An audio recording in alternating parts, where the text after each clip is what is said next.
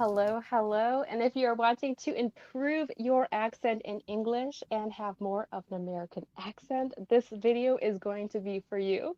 I have a very special guest. So we have Mary. She is an accent coach. Um, and as you guys know, I had talked about her in my other live, and I was like, "Oh, I really hope to like collab with her." So my dream has come true today. So welcome, Mary. Thank you. I'm very happy to be here. Thank you for having me. I'm happy to have you too. Do you want to tell us a little bit about you? Where do you live and what got you into accent coaching? Sure. So, I am originally from Massachusetts in the Northeast of the United States. I grew up in the state of Tennessee, which is where I live now. And you probably know they have a very strong regional accent in both of those states, in the Northeast and then here in the South. Growing up, I always had a pretty neutral accent. I never ended up really learning a regional accent either from Boston or from Tennessee. So I was always very interested in diction and learning how to speak with a general accent that was very easily understood by everyone. And when I was in high school, I went to school with a lot of exchange students. So that kind of got me interested in hearing a lot of different types of sounds. And I thought it was cool that they could speak other languages, so I wanted to speak other languages too, and I wanted to sound specifically like them, not like an American trying to speak their languages. So that got me interested in accents. I found that I was pretty good at learning other accents, and I wanted to be able to use that tool of knowing how to learn to speak with different articulation, with different rhythm. I wanted to help other people to learn that skill as well. So that's basically how I got started. Wow, that's so cool. And this is the first time I'm hearing that you lived in Tennessee. And I was thinking, her accent's not like, out Tennessee. So I'm really impressed. Tennessee. I'm impressed with your, like, how neutral your accent is too, hearing that. So that's cool.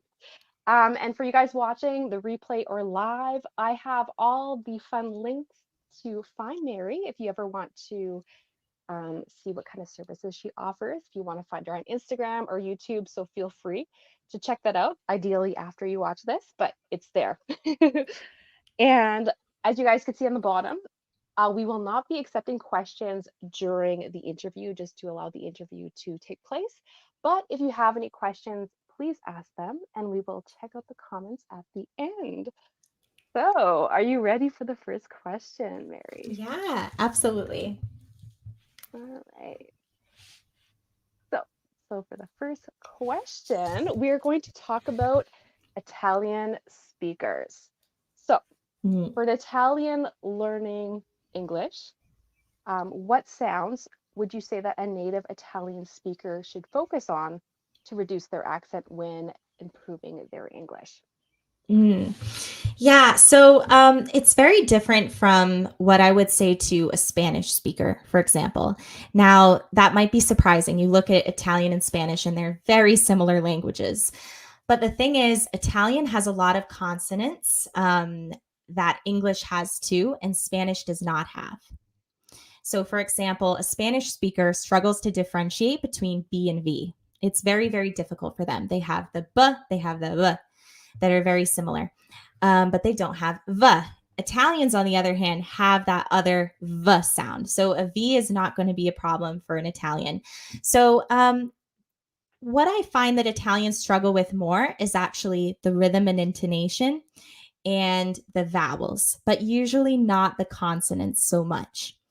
Now, the reason for that is that Italian only has about 7 vowels, which is still more than Spanish, but not nearly like what we have in English, which of course varies depending on the accent, as I'm sure you know. It really depends, but we definitely have more than 7, no matter what. So I would say that they struggle with, on average, almost every vowel they need to relearn. And a lot of people bring up E versus I. They bring up things like ah versus but I really think that for them to learn to really sound like they speak with a good accent, they should learn all of the vowels from scratch. Wow. I would have thought that Spanish and Italians would have been the same. Mm, It's very really different. fascinating to hear that.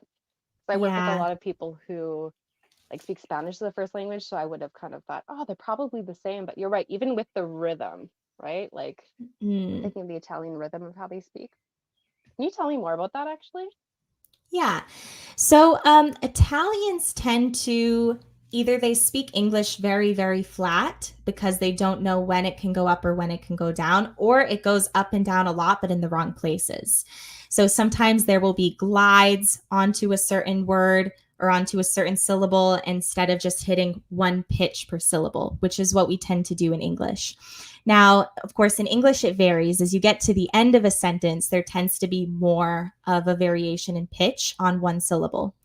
But typically, it's one musical note per syllable in English, whereas in Italian, there's a bit more of a glide on one syllable. So that can be pretty tricky. They need to know which words they should emphasize and which words they should not emphasize. So in English, we categorize words. On one hand, we have the function words, they're just grammatical, we need to say them quickly. Then we have the content words that are more meaningful that we have to slow down on.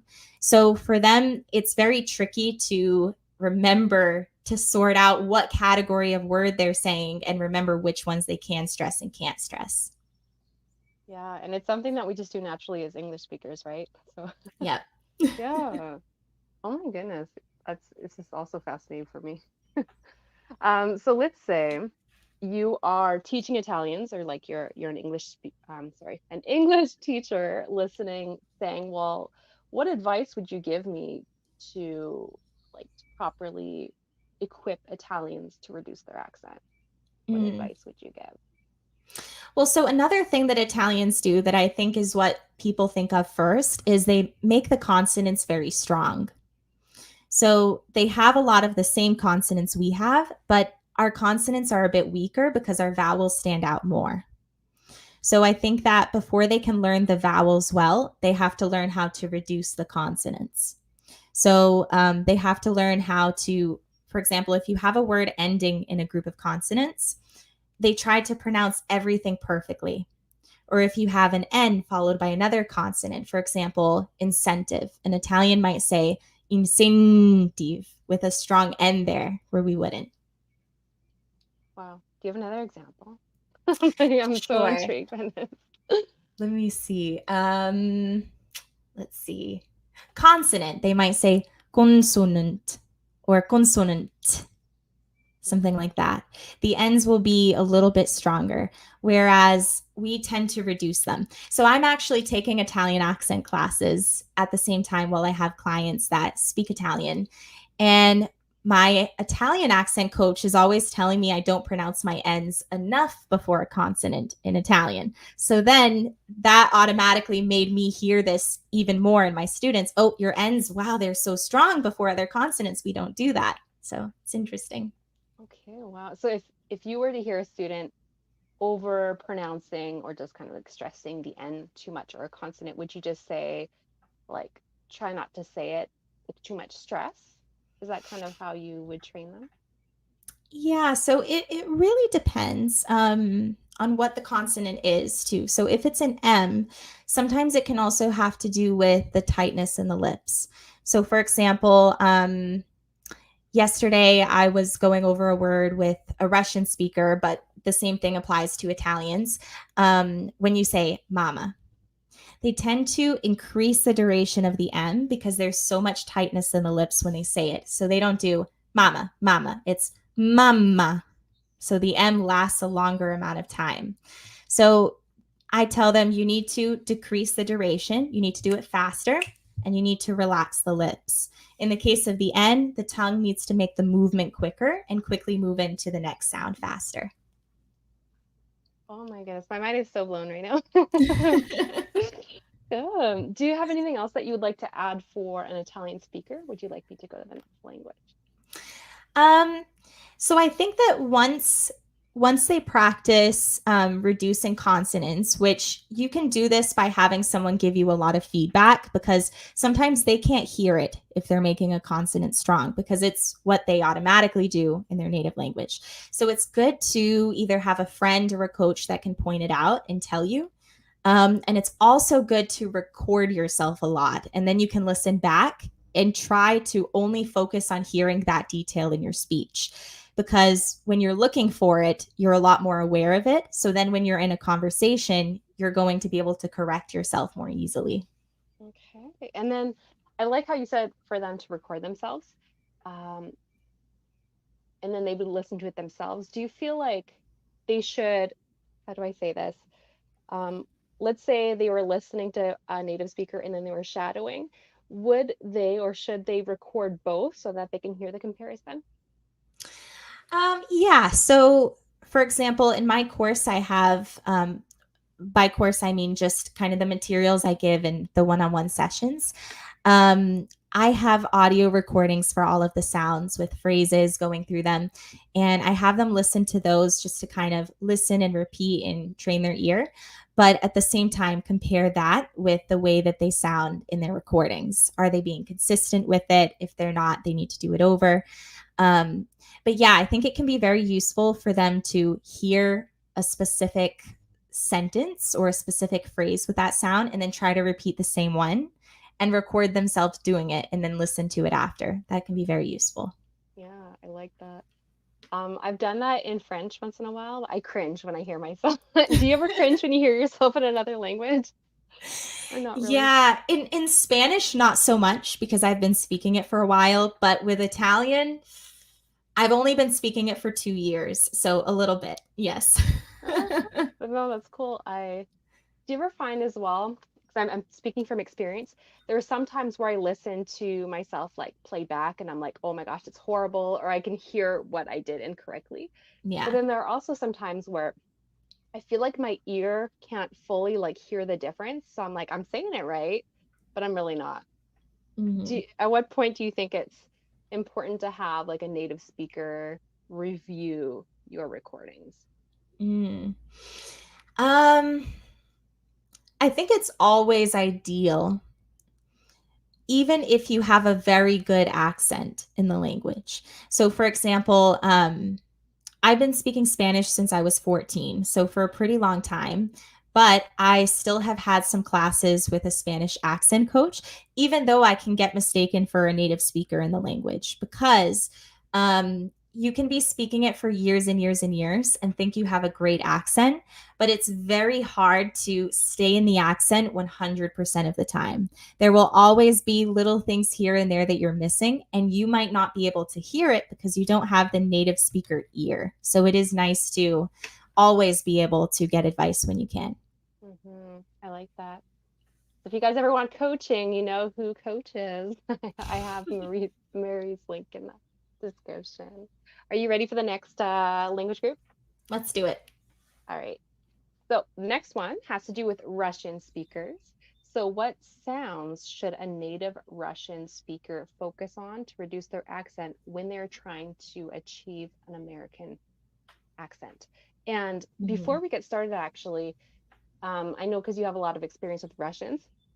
I Mm-hmm. feel like they do, like other Slavic languages are pretty similar. Would you put other, like for example, like Ukrainian speakers, would you give them the same advice because they do have similar sounds or Yes, they are pretty similar. So I've mostly worked with Russian speakers, more than people from Poland or the Ukraine and those countries. I have had clients from those countries, but definitely more Russian speakers. I would say in general, they are pretty similar. Um, I think that one of the biggest struggles is in the intonation. Again, intonation is so, so, so big. Most people only want to talk about pronunciation, but half the time, the bigger challenge is actually just the pitch. Russian speakers are extremely flat in their intonation most of the time. So there's no up and down, it's just everything is equal. And so they can sound bored when they don't want to sound bored, or they can sound unenthusiastic even if they're enthusiastic. Um, I have a client from Russia that I'm working on pitch with, and her pitch kind of stays low. So we've worked a lot on getting her to go up in pitch. And that has made a very big difference for her, just kind of creating more up and down in her voice and being able to experiment with the musicality. So I think that's the biggest thing that Russian speakers should focus on if they were to take one thing. For consonants, V versus W can be a challenge. They kind of mix them up, don't articulate them fully.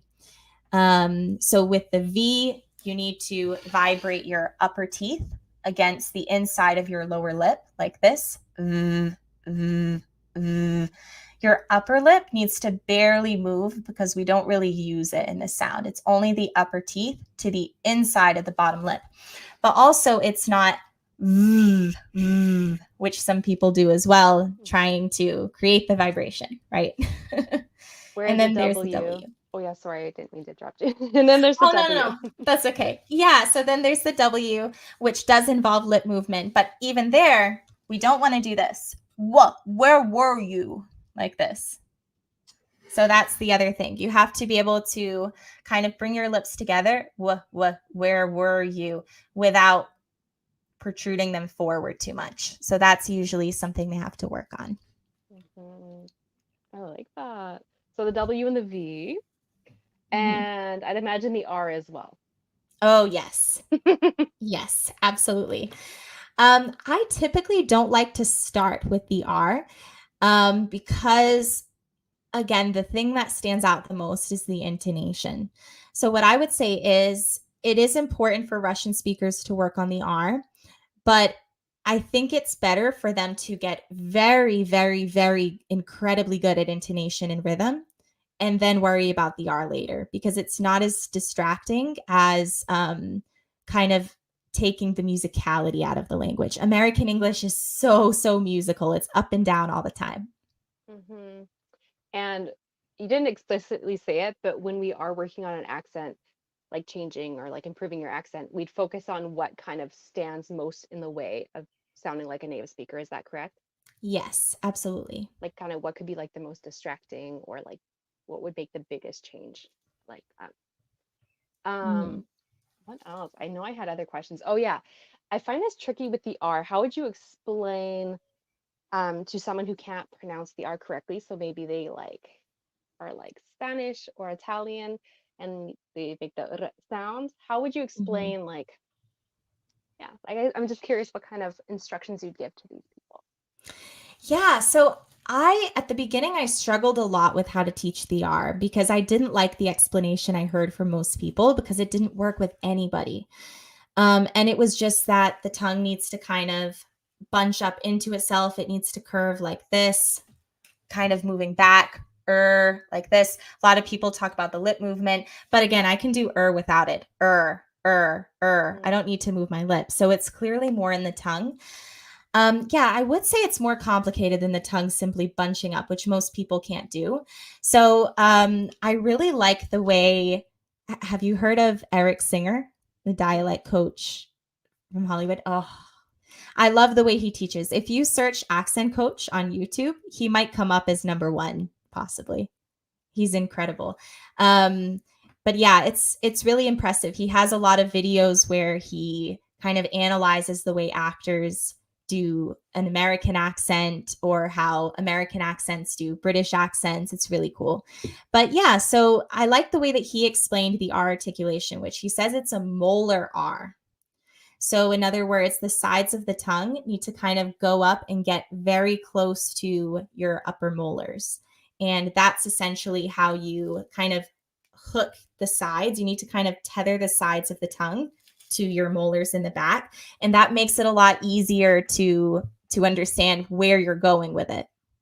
And I like that explanation a lot more because even when I've taken other courses on pronunciation, some of the explanations that I hear are like, if I was told that, I don't know if I know what to do. But, Right. since I am an English speaker, it's like, okay, that makes sense, I guess. Mhm. But I like Yeah. the molar R. That's a good one. Yeah, because it gives you a clearer goal that's easier to physically achieve. Now, most people can't immediately do it. It's not like, oh, I told you it's a molar R, now you're going to do it perfectly. If I could tell you how long it took me to learn the Spanish R, and I knew the technically correct explanation for how to articulate it, but it took me about 2 years. Mm. So, learning an R sound in any language, if it's not the same R as the one in your native language, you shouldn't have high expectations for learning it immediately. You should expect it to take a while and understand that you might have to keep working on that continuously and then also start working on something else in the meantime. Ooh, I like that advice. That's good. Ooh, are there anything else you'd like to add, or is there anything else you'd like to add for Russian speakers and focusing on reducing their accent? Yeah, so I would say working on the vowels is very important for Russian speakers as well. I think speakers of almost any language that's not English need to work on the vowels quite a bit. Um, I'm not a fan of saying there are maybe 5 sound replacements we need to make in the vowels. I always like to teach all of the vowels from scratch because it has to do with mouth posture, which we'll get into later. Mm-hmm. I like that. And then similar question, but different. If you were speaking to an English teacher that was like, oh, what are some tips? Like, what can I do or say to help Russian speakers improve their accent in English? What would you tell Mm. It depends so much on the Russian speaker. I've had some Russian clients that tend to open their mouths too much on some vowels, and then other Russian clients that don't open their mouths almost at all. So I think that you would have to ideally have that person do an accent assessment where you can kind of take an inventory of the things that you notice. And I find that most of them struggle to open the mouth more than opening it too much. If that's the case, then you need to do jaw exercises with them. They need to be able to comfortably open their mouths and not in a tight way that's kind of reluctant to stay open and wants to close immediately, but they need to learn how to do it in kind of a relaxed way that feels natural. So I would say if you teach them that, it seems simple and it seems unrelated, but if they can really get good at that, a ton of our vowels become much easier to articulate. that? I like it. Good. I have nothing to add to that one. Are you ready? Are you ready for the next one? Sure. All right, so Spanish speakers, if we're talking about Spanish speakers, so native Spanish speakers, what sounds should native Spanish speakers focus on, or intonation if you want to add that, to reduce their accent when improving their English pronunciation? Okay. So with Spanish speakers, it's different. They need to work on the vowels too, just like everybody else for the most part. Um, but there are, in my opinion, a much larger number of sound replacements that they need to get into with the consonants. So, because Spanish lacks some of the consonants that we have, and then they have different versions of other consonants we have. So, for example, when a Spanish speaker says the word beber, which means to drink, they don't say beber, beber. Matter of fact, Americans sound very much like gringos when we say beber because it's like, that first B is very different from the second B, which is between vowels. So it shouldn't sound as strong. So, for example, instead of beber, they do beber, beber, beber, where the lips almost completely close, but they don't actually get there. So Spanish speakers don't realize oftentimes that they use that other sound a lot in English. A lot of Spanish speakers, from my experience, don't even know they use that sound. They think all of their B's are the same, and they're not really aware of that distinction. So they don't know if they don't know that they're using it in Spanish, they don't know they're using it in English. So that's a really quick way for them to already improve their accent. And then also, like you had mentioned earlier, the B and the V often will get like changed or Mm, confused yeah. together. Mhm. Um, Yeah. So most Spanish speakers don't even have a V sound at all. They don't use it. So I think that what I heard before I started doing the work that I do is that English teachers would tell Spanish speakers, okay, just you need to learn that B is B, V is V, but they didn't know Spanish speakers have that third sound on the side. And I think that's more the problem than B versus V. I think it's more about, oh, by the way, we need to get rid of that extra sound. And then remember that the full B you need to only use on B's because they would use it for V as well. But it's not about B versus V confusion. It's that they have those two other sounds basically. Hmm.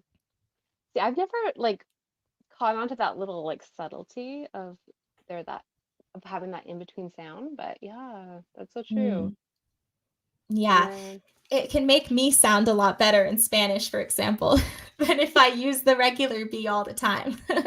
yeah, no, that's so true. I think yeah, like I think I've noticed, but I just never like put my finger on what was Mm. going on when there was that like that mixed. I always called it like the mixed BV, but like that's cool. Oh, yeah. But no, you're Yeah. right. Oh. Um, do you have any other sounds that you would say that a Spanish speaker should focus on? Yeah. So, real quick, I wanted to add about that sound. Mm. I heard that it came from kind of a W sound as well. I heard that it had origins there because it's not really it's not close to the V at all, but it's like v, v. So it's almost a BW in a way. So I think that um, that's pretty interesting. That's something to be aware of. That's true. And other sounds, I would say the G is one of them. The way that they pronounce G. In Spanish, they also have another version of the G sound where we get really, really close to the sound, but we don't go for it 100%. So normally when you make a G sound, the back of the tongue goes up and it pushes up against the roof of your mouth. But theirs gets really, really, really close and doesn't actually push it. And not on every G. It's only on certain G's that are in the middle of a phrase between vowels in that environment. So, for example, again, a Spanish speaker might say again. So they need to learn to always use the same G sound, regardless of whether it's between vowels or at the beginning of a phrase. And I've never really explicitly picked up on that until I saw your video on the G and Spanish speakers. So I will also Mhm. link that down below for those who are watching the replay. Yeah, the G. It's pretty interesting. Yeah. hmm And then I'm guessing you're going to say the J sound as well. Yes. Yes. Yeah. So I actually like to teach ch, j, sh, and zh all together.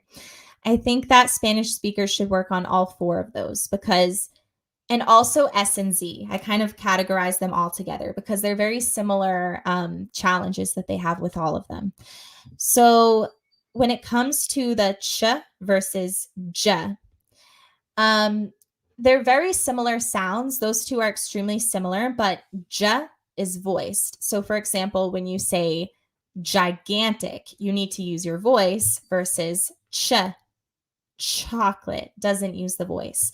But in terms of the articulation, it can be very complicated because when you're talking about it's like you're doing sh, but you need to add kind of a T before it.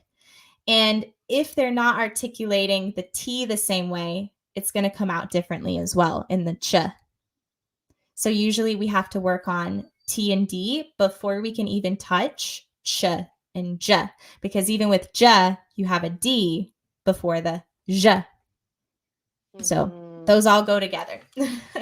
Yeah, and for Everything those, builds. yeah, I know it's so true. Hey, and for those who are listening, J would be like the J sound. Yes. Sh Mhm. would be the CH. I'm hoping that my the sound comes out properly on my mic. I don't have a nice mic like you. And then like sh sound would be SH. And then what else Yes. did you say? So it would Ooh, be, yes, also je like in vision or casual. yeah, good. I just wanted to Mm-hmm. say that just in case some people are like, I hear it, but I can't really imagine what it looks like in a word. So it's good. Mm-hmm.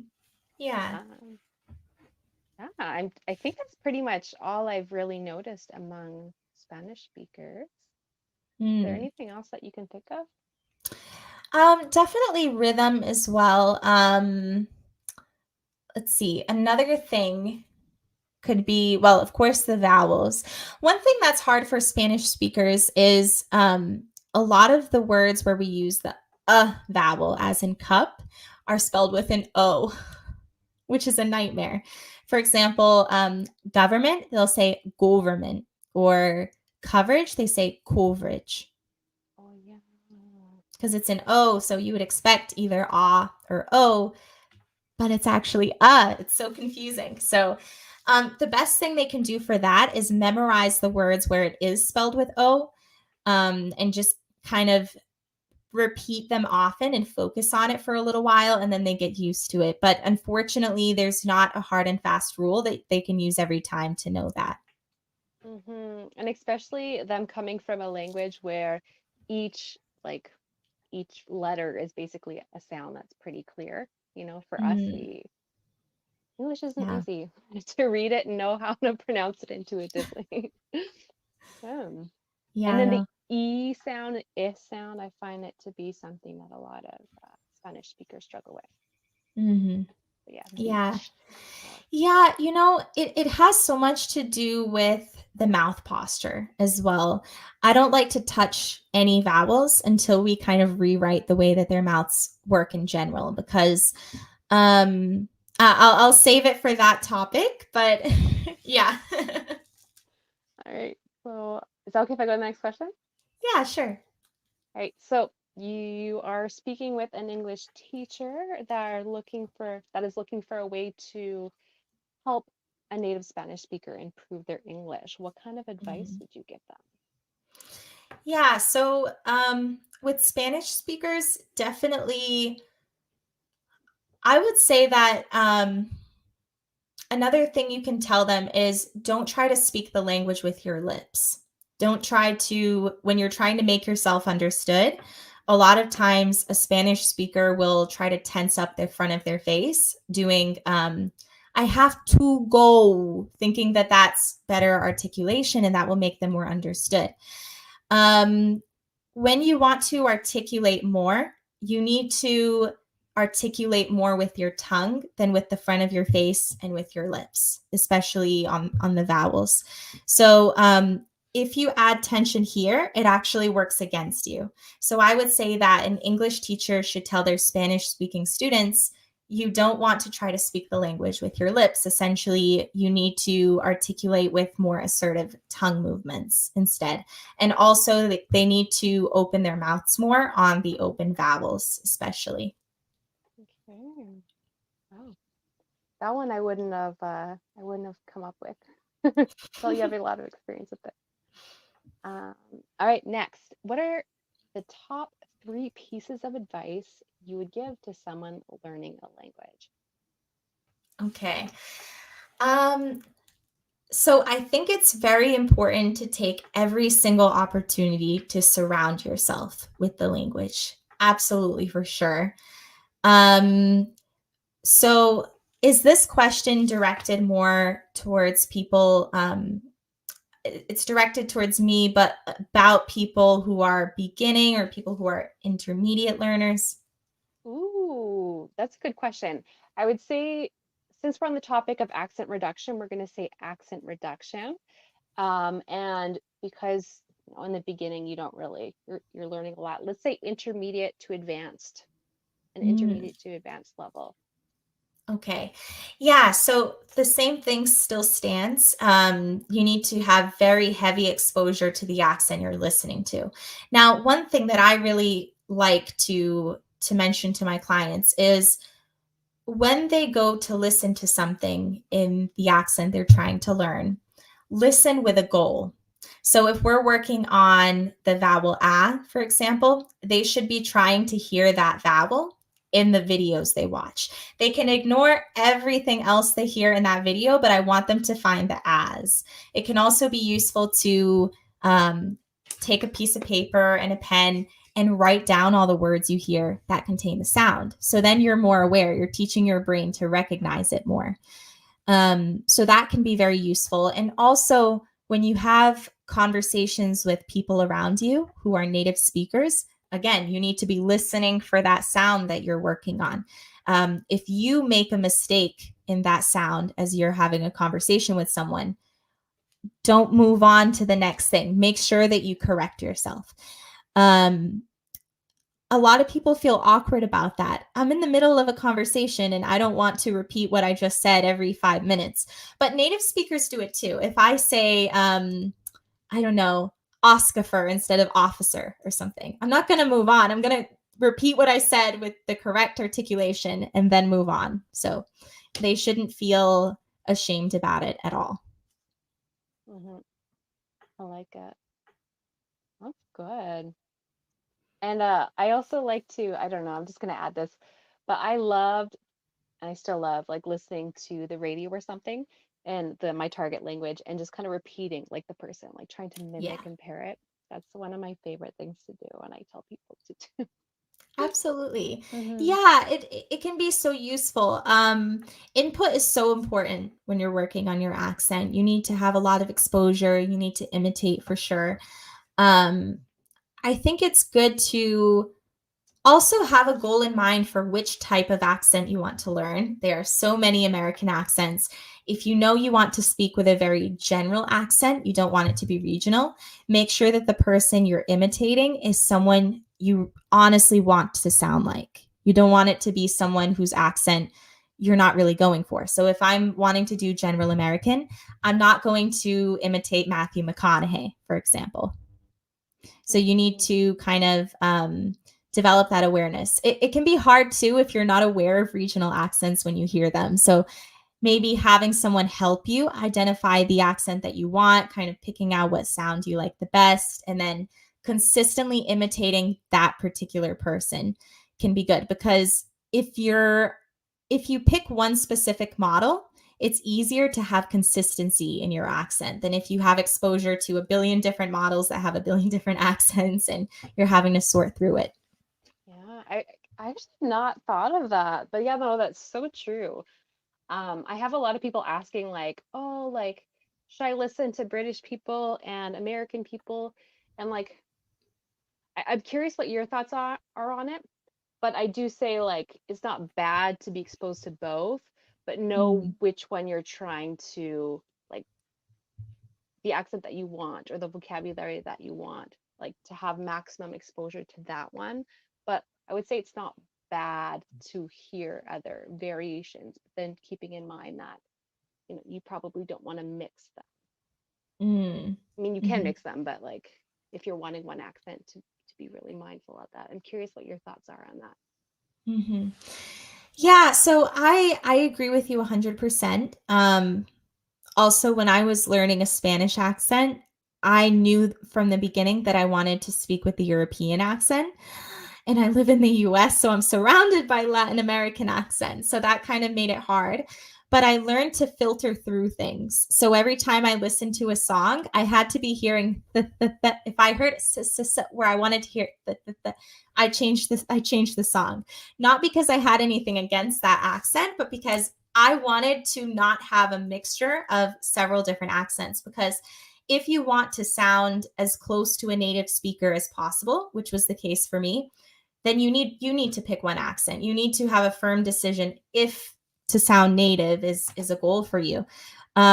So I think that's one of the reasons I've been able to get the accent that I wanted most of the time is because I filtered through things and chose the one that I wanted. So I definitely agree with you that it can be useful.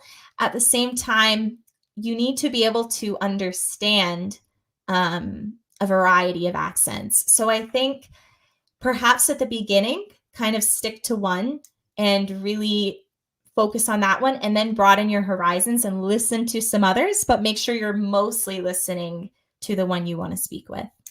And I think it's nice to have a certain like mastery of your target accent, I guess, before hearing all the other ones because it can be confusing. I'm thinking about when Mm-hmm. I I think I a lot of the French that I learned was from France for a little bit, and then I went to Quebec, the French part of Canada, and it could be really like ah hard not Yeah. hard to like keep them like compartmentalized if we haven't mastered one. That's Hmm. good. Yeah. Um, Some accents can be very hard to understand. Um, I can't speak about French because I don't speak it, but I know that it used to be so hard for me to understand people from the Dominican Republic, from Cuba, Puerto Cuba. Rico. Yeah. They drop the S's and the D's. So many speakers from over there don't say, for example, I remember I was at a friend's house in Spain and her aunt said to me, Mary, ¿a ti te gusta pecado? And I was like, a mí me gusta pescado. What is that? And it was a ti te gusta pescado. But she eliminated the S's and the D's. So I was very lost. So you need to be able to understand a variety. Absolutely.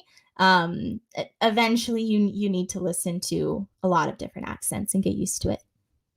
I like that. Ooh. Um, all right, the next question, we're going to talk about something I actually never thought about, so I'm glad that you brought this up.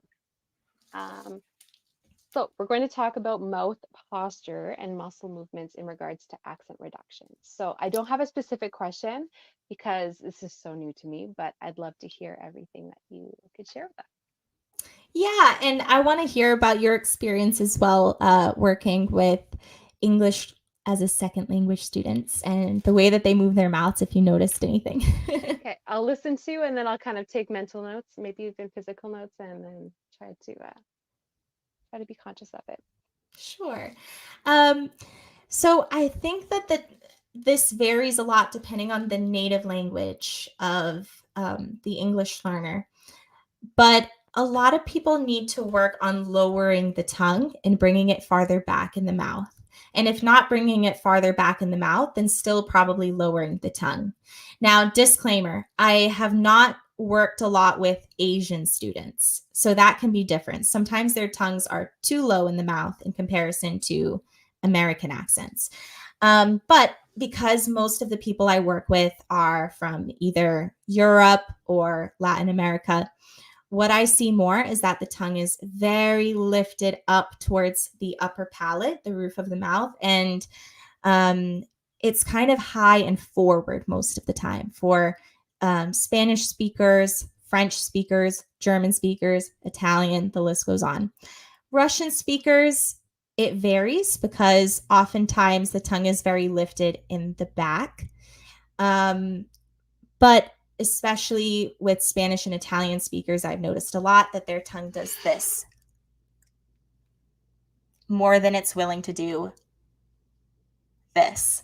So that's a pretty big struggle because if you look at an American's mouth when doing the vowels, I'll just go through some of them real quick. A, ah, e, a, ah, a, e, a. Not, it's not like this. Ah, it's not like that. It's back in the mouth. It's kind of down and back a little bit. Now, if you're trying to articulate American vowels with your tongue always doing this, it's very, very, very difficult. So I found that if I try to just change the vowels and I don't teach them the different way of positioning the tongue and moving the tongue, it's a waste of time to even work on the vowels for most people. We can possibly create small changes. Maybe they're not opening it all on a, for example. Maybe they always do apple, apple instead of apple, apple. But if they still do apple, apple, apple, apple, it's going to make it still very difficult and it's not sustainable. So they're going to quit doing that and just return to the old pronunciation because it doesn't work. Our sounds have our tongue shape for a reason. Let's put it that way. So if you try to use our sounds with a different tongue shape, with a different mouth shape, you're not going to be able to stick with it. You're going to slip out of it constantly. So I found that this helps a lot in keeping people consistent. Wow. Okay, and to answer your question that you asked me earlier, I have no idea. I think I've never really thought of this concept of like where your tongue position is, muscle movements, if things are like relaxed or tightened or tense. So Mm. I'm trying to think of my past students, like French speakers. I don't remember what it looked like. But Mm. yeah, so sorry, I can't respond to that question. But Do you that's notice something. that people, sorry, I didn't mean to interrupt you. Do you notice that people don't open their mouths very much? It's hard for me to imagine. It's been a while since I've been in person with, well, I work with children now, but before it was in a college. I don't even know. I can't even imagine or like try to remember and imagine what their mouths look like. But I think now that you've mentioned it, when I'm with English learners, I'm going to be like looking at their mouths and trying to analyze it. Yeah. Do you ever notice maybe tight lip movements? A lot of tightness here. I mean, I notice, I don't think I've ever paid attention to that. I mean, I've noticed when a lot of like French speakers in Canada, they'll say like the instead of the, or like the Mm, when their tongue should be coming touching here. But yeah. in terms of like where their mouth or their jaw and their mouth is positioned, it's not something I've actually explicitly noticed. Mm, But I will yeah. now. I know it's funny. If you don't do my job, the average person probably doesn't pay attention to these things. I've actually noticed ever since I've been doing this kind of work, I can't shut it off. So I'll be listening to someone talk in public and I notice all of their muscle habits in their mouth. So awkward. I can't shut it off. Well, yeah, because like once you know, you can't unnotice it. Like once you Yeah. notice, you can't. Yeah. I think I'm just gonna be staring at everyone's mouth because my husband is he's a francophone. Like he speaks French as a first language. I think I'm gonna be like when he's talking to me, be like looking like, how's his mouth? But his accent's pretty good. Like he does have a little Hmm. bit of an accent still, which I hope he keeps because it's kind of feels exotic. But yeah. Yeah. What do you notice in his accent? What kind of remains in it? You mentioned that it's kind of light. Yeah. So Quebecers, so I'll explain a little bit between people from France and people from Quebec. Mm, So people from France, they'll like say like this and that, right? mm-hmm, Instead of this and that, where Quebecers will say dis and dat, or mm, toothbrush instead of toothbrush, where I feel mm-hmm, like people from France might say more like toothbreath, or I can't even say it, toothbrush. I'm sorry, I can't even do it. I don't work with people from France enough, but where their R is mm, like more like a French R, mm, where Quebecers are like more exaggerated in the R. So they'll be like, I went to the barbecue, instead of saying like I went to the barbecue, where it's mm, like people from France will be like I went to the barbecue, where it's like the French R. So my husband, he is able to say the THs most of the time. So instead of saying like I taught this, it's like I thought this. mm. But Yeah. I've kind of realized this phenomenon amongst him and also some family members that we have, like my in-laws that have a really good level of French. Sometimes they start putting the teach where they're not supposed to. Yeah, Oh, it's like they okay. overdo it sometimes. So Yes. it's like, okay, we have to go back. The teach isn't there. That's a Yeah. D. But yeah, that's some of the Interesting. things that I notice, especially where like he'll add the TH now where it's Mm. not supposed to be. But no, I'm pretty Do used to you the ever accent. correct him? Yeah, a lot. He's like my inspiration for like a lot of my videos. And like the English mistake videos, like he'll be talking to me and make mistakes, and I'll be like, "Ooh, that's a good one." I'm like, "Can you repeat that?" So yeah, he helps me make content. That's fun. But I try not Pretty to do it cool. all the time. But sometimes I'll like repeat after it or repeat after him or like, oh, English mistake. Can you spot the English mistake? Because that's what I say in some of my videos. But Yeah, that's funny. Yeah, it's pretty interesting. I haven't had the opportunity to work with as many French speakers as I'd like. I think I've worked with maybe three so far, three or four.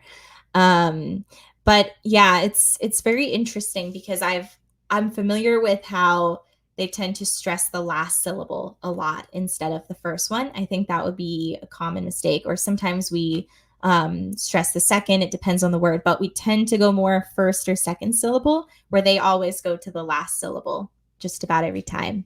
So that's kind of interesting. Yeah, that too. And I think that's when I realized that sentence stress and word stress was like different. Mm, Because I'm trying to think of how people I know, I'm gonna put you on the spot, how people I know pronounce things like or like the stress.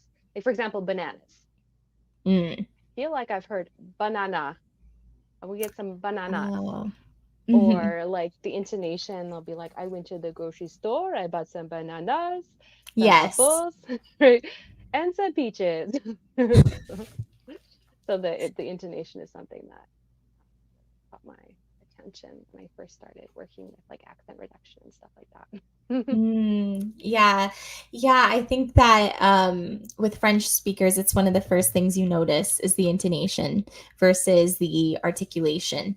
Um, of course, French is also very in the front of the mouth. So um, that's the thing, too, talking about mouth posture. One of the things we always have to work on is kind of lowering the tongue and bringing it back. But if you think about it, the tongue being high in the front comes with very tight lip movements and a very tense front of the face. Because what's really happening is everything in the mouth is just trying to pull forward like this. Hmm. So, with French speakers, you can notice that a lot too. There's a lot more tightness in the lips. So it sounds like they're kind of only speaking from right here in this part of the face up there, kind of pushed up. So, yeah, it's interesting. It's similar with Spanish as well, a little bit different, but they're very similar in that sense. Hmm. That's interesting. Yeah. I want to see if we have any question and answers first, because I'm like, we have like 9 more minutes.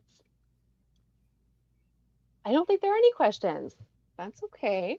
But if anyone is here and they have questions, let us know because now's the time to ask. But I think we'll chit chat for another few minutes and see if there's any questions. How does that sound? Sounds good. Yeah.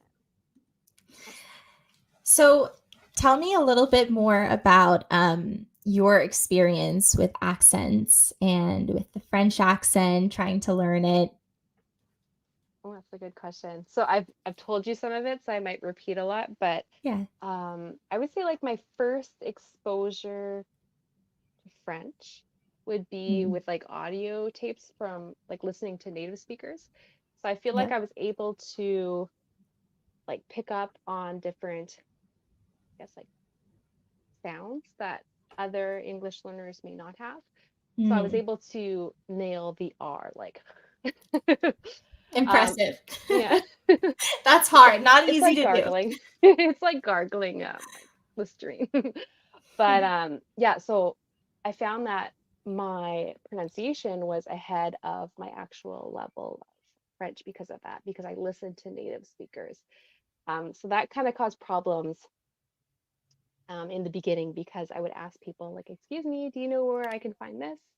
And people would think that I had a higher level of French than I did, so they would respond really, really like quickly.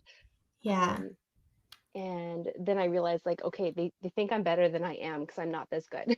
So I would start to fake an English accent and speak slower so people thought that well, so that they knew that I didn't speak well Oh, and yeah. understand much. So I'd be like, excuse me, can you tell me where this is? But I would say that in French. So Right. it's a little trick that I learned. But there were also things that I struggled with in terms of pronunciation. But um, yeah, it was so fascinating to me because people would compliment me sometimes on certain sounds, like, wow, your R sounds like better than other Anglophones. But then I also struggle Yeah. with other sounds. And it was really something that got me fascinated in like, why do I sound better with this sound than other Anglophones? Or why can't I master this sound? So that was something that really intrigued Mm. me all about like accent, like acquiring an accent and accent reduction. Mm. What else? I feel like there was something else that I wanted to say, but I totally forgot. Oh yeah, and I feel like, tell me if this has ever happened to you, but when you first learn a sound that doesn't exist in your language, do you ever find that it hurts? Like physically hurts? Yes. Yes. Yeah, because like Absolutely. when I was mastering the R, I was like, you know, whatever, like doing that. But it's more like a gargling, and my Mm, throat hurt for like 2 or 3 days, and I was like, yeah, I'm not gonna like speak French for a few days just to like give my body some rest. But I was like, maybe it's because I've learned like I don't know if it's like muscles or what, but what is your mm. experience with that? You know, speaking Spanish in general hurts in my experience. And um, Italian doesn't hurt the same way for the most part. It doesn't hurt, but because it alternates between open and closed, it's not all closed. Spanish is all closed. They don't have one open vowel. Now, some people will say, but Spanish has ah. Ah is an open vowel. Is it though? It's not really that open. It's not like they do ah, because then you would get caro. And they don't say it like that. It's caro, caro. And especially Spanish from Spain, it's incredibly closed. And so to stay in a Spanish accent, now my accent in English is very open. All of my vowels are, they're pretty open. I lower my tongue pretty significantly. I open my jaw pretty significantly. And a lot of Americans do. So coming from that to Spanish, which you need to keep your mouth pretty closed all the time, um, it's difficult. So if I'm speaking it all the time, it's not difficult because then the muscle memory kicks in. But if I go months without spending substantial time speaking it, it hurts when I go to speak it again because I have to pull everything as tight as I can and not let it open at all. Otherwise, I'll sound American. Hmm. That's I think oh this is just so fascinating. But yeah, yeah. And English, if I'm not mistaken, it's more of a like American English is more of a relaxed, Mm, open, or no? I actually don't know technically what it's classified as. mm, yeah, so it kind of depends. Open, yes. I would agree 100%. Relaxed in certain parts of the face and not in others. That's what I would say. So, because on the vowels, in a certain sense, yes, I would say it's pretty relaxed. But when I do ah, I can't do a lazy ah, ah. That's what happens if I really, really relax my tongue. I need to go ah. I have to have some muscularity in the middle of the tongue to pull it down and back fast enough to get a clear sound. So on the vowels, it is a little bit tense. It can be, but it's tense in a different way from how it would be in other languages. So that's the thing. But yeah, I would say it's very open in comparison because our tongues in general are not as close to the roof of the mouth on a lot of sounds. Very cool. I'm excited to learn more about this later because I'm hoping to get into accent training. Yeah, Yes, I hope yeah. you do. I think It's very fun. yeah, I think I will officially get trained in that. Yeah, What do you think if we say hello to the people who have commented and then we can wind down our meeting? Does that sound good? sounds good. All right. So Sound American with Jesus Flores says yo. So hello if you're still here, or hello if you're watching the replay. I think Hi. it's Johnny. So hi. Hello. And then Ali says hi everyone. Ciao. Ciao. Hello, Ali. Farouk says gracias. You're welcome. Gracias por estar con nosotras. And then Batty is from Italia and he's late. So I'm glad you came, but you should watch the replay because Mary just gave some really helpful tips for Italian speakers and also for Spanish speakers. So watch the replay after and check her out down in the description because there's a bunch of links on how you can get coaching or if you just want to check her out on other social media platforms. So thank you to everyone who has come and thank you again for coming, Mary, and I will see you on the other side. Thank you so much for having me. It was fun talking to you and discussing accent work. Likewise. Take care. Bye.